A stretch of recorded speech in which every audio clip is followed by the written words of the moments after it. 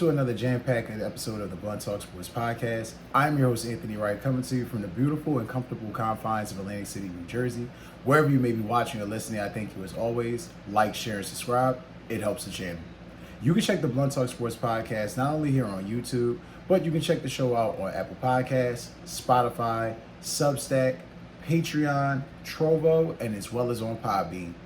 Happy to be here with you guys on this beautiful September 15th, 2025. Also, happy birthday, Mom.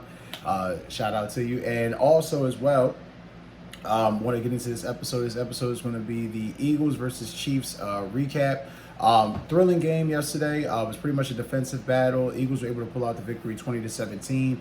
In this recap video, I'll be going over all the things that I liked, didn't like, and things that I think have room for improvement, and things that I think that the Eagles could build on going into the rest of the season. But before we do, I definitely want to make sure we give a shout out to one of the friends of the show.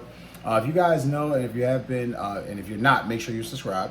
But nonetheless, if you're watching basically, if you're watching consistently and and all the time, you know that StubHub is one of the friends of the show, the #1 leading ticket seller in the world for live events, shows, and concerts. Right now, if you see here on the screen, there's a shitload of tickets available. Creative ID links are on the screen. If you're looking for college football, you're looking to get the NBA season tickets started, WNBA season tickets started, maybe some MLB regular season before the last 15 games before the end of the season, and playoffs. Those tickets are also available. I implore you guys to definitely check that out. Also, too, for my avid gamers, if you're very much into PlayStation like myself, I implore you to check the description box for a link to this video for PlayStation Direct. Whether it's consoles, games, or accessories, whatever it is to help immerse and enhance your PlayStation experience, I implore you to check it out. Sony PlayStation, more than a game. All right, guys, Fly Eagles Fly. Let's get into it. What a crazy ass game yesterday. The Eagles had to definitely pull it out, going into hostile confines in Arrowhead and having to pretty much make sure that they didn't let up. Because, in all honesty, after the Super Bowl, we were all convinced as Eagles fans that this Eagles team was better than this Kansas City team. However, they are the champs. They do have Patrick Mahomes. They do have the resume. They do have the cachet built up. So you can't take these guys lightly. But this game spoke volumes in a lot of different ways and spoke to a lot of different things. Touching on it now, we'll get started. And it's funny because I honestly thought this game was going to be a lot more high scoring. I did a preview video. A lot of you guys checked it out, and I thank you as always. The preview video, I had the Eagles winning 27-21. It's kind of a little bit of a reverse of the 20-17. But again, I was expecting more of an offensive game. It was a bit more of a defensive battle, defensive struggle, which, again, understandably so. Both defenses, not Philadelphia, obviously, Super Bowl 59, but the last several times that these teams have played each other, typically both teams have given up close to 30 points. So it was due. One of these games were definitely due. And Spags and Vic Fangio put on a show yesterday. Early on in the game, it was very evident that the Eagles were going to utilize the quick passing game. They were able to drive downfield in a nice lengthy drive. It says here that the drive was how many plays? I know it was a long drive. I want to say it was a 13-play drive. Nonetheless, though, the Eagles were able to get down the field, make the most of the play. I mean, they literally, it was a 9-play drive, excuse me. It took about 4 minutes off the clock. They literally just was executing, short passing game. Jalenhurts making a couple runs, Saquon making some runs. It was ultimately Smitty and AJ and Saquon on that first drive getting the ball down the field, applying pressure and doing the necessary requisite things needed. So Saquon punches it for the touchdown. You're feeling great. You hold Kansas City to the field goal early. And then it just seemed like from there it was just tight. The Eagles were in a lot of situations where they were getting penalized a lot of long down and distances. It was very annoying to see at various points because you're watching it and you're like, okay, the Eagles are they're going to put it together. They're not going to allow this team to just keep putting them behind the 8 ball. They're just going to keep they're not going to keep getting these penalties. And granted, you're in Arrowhead Stadium. It does happen. Arrowhead is a very loud place. It's not like a lot of people can necessarily not commit a bunch of false start penalties or jump off sides or things like that. But it was very startling to see that we were having a lot of pre-snap penalties, a lot of things that were causing us to be behind the 8 ball early, but they were able to take care of it, able to make the most of it. The Eagles definitely showed up, and the physicality was brought in this game. If you go a little bit further, looking at some of the further notes, It goes into halftime, it's 10-10. You're excited. It's a split game. You kind of feel like the Eagles, all they got to do is score or do what they need to do, and this game's over. What I think was even more kind of quantifying of how significant this game was, you had Andy Reid on a fourth down call in the top of the third quarter, call that I don't know if it was a wing T formation or it was something loosely based off a wing T formation. It was shit. It was shit, regardless of what it was. It was one of the worst plays I've ever seen Andy Reid call in that situation. And then the ball was going to Kareem Hunt. I understand bigger back. I understand you're under this, inclination that he's going to push and propel the offensive line forward to get yards.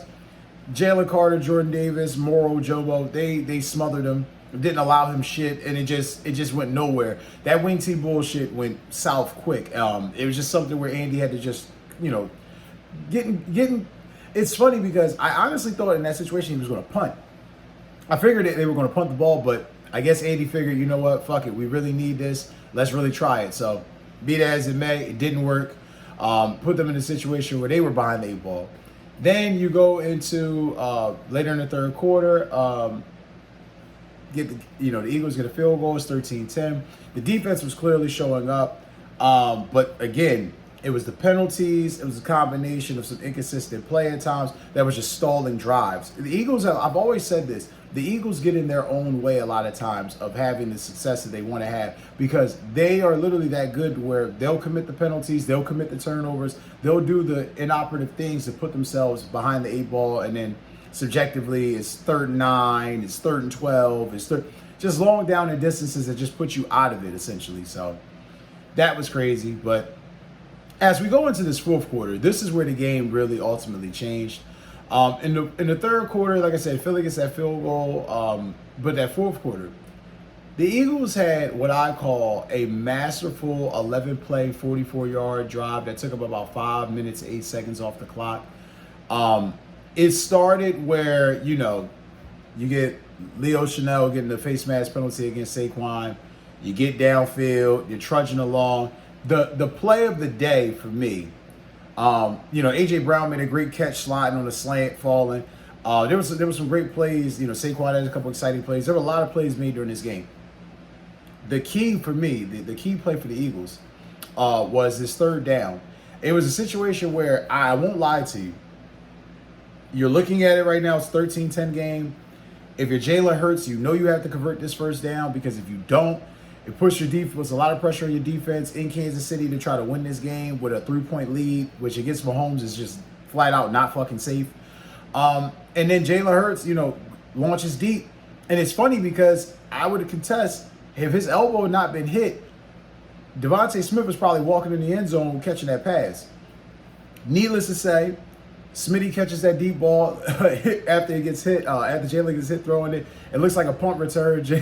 Smitty sits back, catches it, big game, 28-yard game, puts the Eagles in the red zone, puts the Eagles in a situation where, they initially got the touchdown, referees said that they didn't, but replay eventually put it back and then gave it to him. So it was a situation where that play, that deep ball to Devontae Smith essentially sealed the game, and then the Eagles were able to cash in and get the touchdown.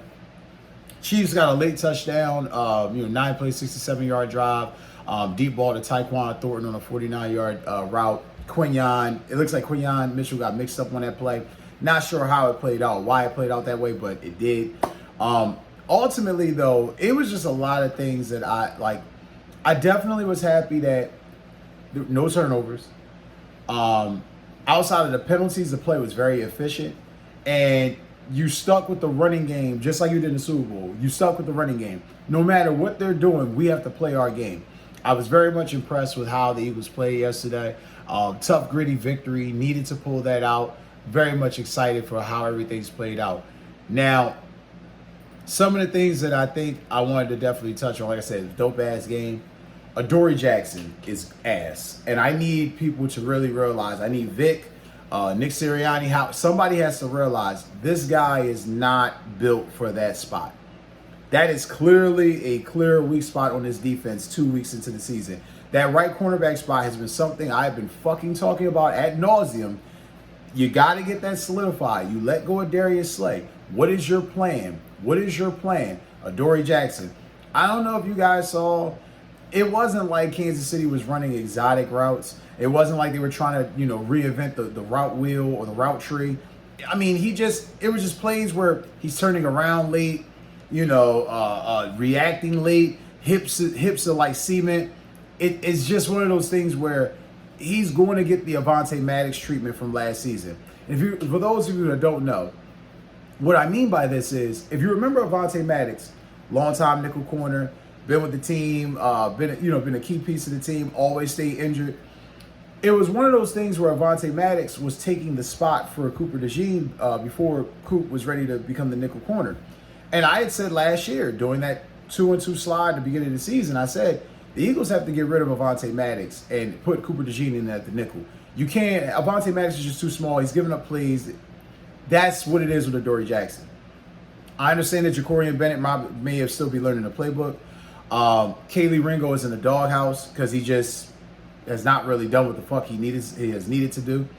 But Adoree Jackson is not it. And unfortunately, I hope that this can get rectified before he costs us a game, because there was a route yesterday where his head gets turned around late.